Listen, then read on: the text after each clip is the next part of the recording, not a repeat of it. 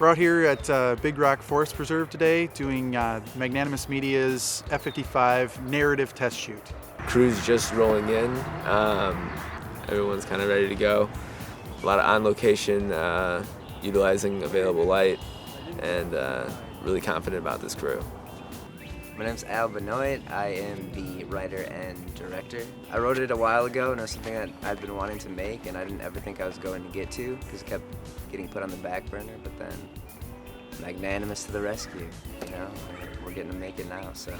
Pretty excited to see how this camera performs and put it through its paces today. This camera package is the Sony F55. We're shooting 4K in 16-bit linear RAW, and then we paired that with a set of mini S4s that we got on loan from Fletcher, so we're pretty excited that we got to work with these lenses. They're excellent, and we think they fit the mood of this film. They kind of have a little bit of warmth to them. Those lenses, they kind of soften up as you shoot below 5.6, so we want to be able to use that to kind of create different looks for the nostalgic parts of it.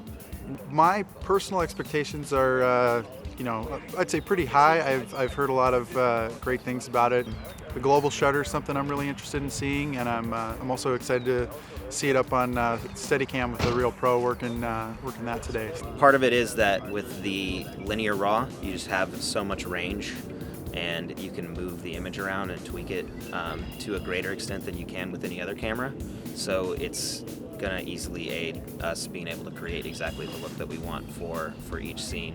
I expect that the rigging on the truck is probably going to be fairly simple. There's only a couple of shots where we're outside of the truck. For a lot of it, we kind of want to be in there with him because the character's kind of going through these phases of anxiety, and he's constantly thinking about turning around and not even showing up to the bridge. So, for some of it, we want to give him a wide frame and allow him to move around in it. But for a lot of it, we want to be in the truck with him, kind of experiencing the thing with him. So we don't want glass in front of him. We don't want, anything getting between us and the character until he gets to the bridge. First batch of Steadicam stuff it's not really nailed down in a shot list. It's basically Michelle making her way to the bridge, and she's kind of in this state of dreamy nostalgia. It's basically her walk from the field into the wooded area, which kind of curves around, and it turns into this, not quite over the shoulder, but we're in kind of like a medium shot looking past the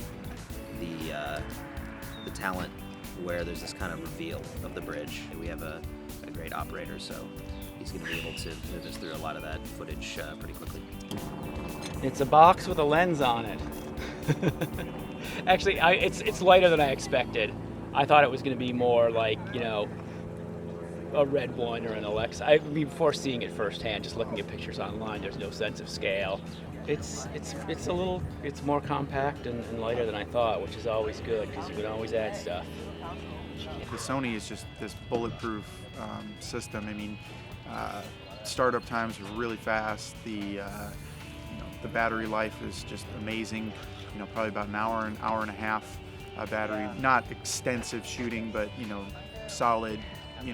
Setup narrative shooting, we can get about an hour to an hour and a half out of the battery. So we're chasing some continuity issues shooting throughout the day as the sun's changing and different light, different colors throughout the day.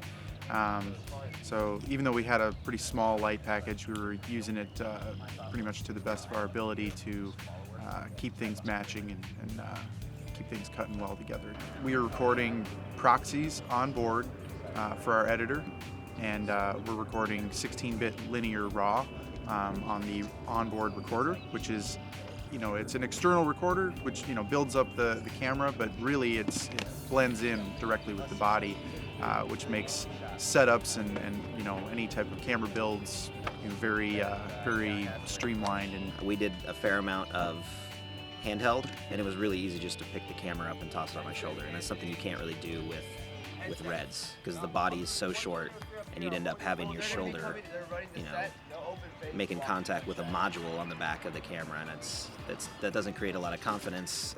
With the F55, just the body's long enough that you can put it on your shoulder, and it feels a lot like a shoulder-borne E&G camera. As far as drawbacks go, I can't really see any yet. I mean, the only thing that created a little bit of problems is just that it's in an early firmware right now.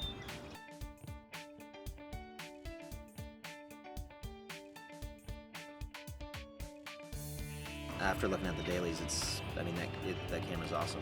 It gives you a really crisp image and so much dynamic range. It just seems like everything in the frame is within the exposure range.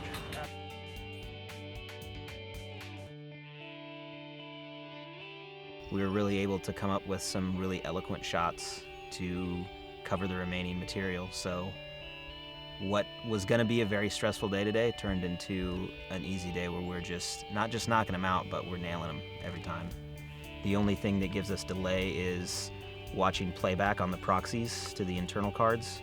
You have to get out of RAW, basically. You have to go into the menu and switch back to your internal record to watch playback on the internal cards. And that's kind of annoying.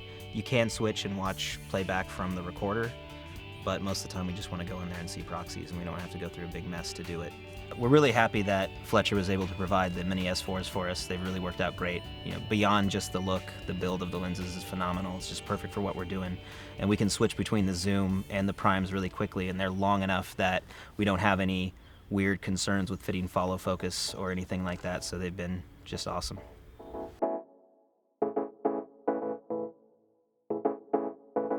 Jonah was saying something that it almost forces you, like if you try to not be cinematic, it won't let you. Like it's just there to help you in any shape and form. And I don't know, I'm not the biggest camera guy, but I love the footage of it. And it's standing out amongst other filmmakers my age. It's just like, how high can we go, you know?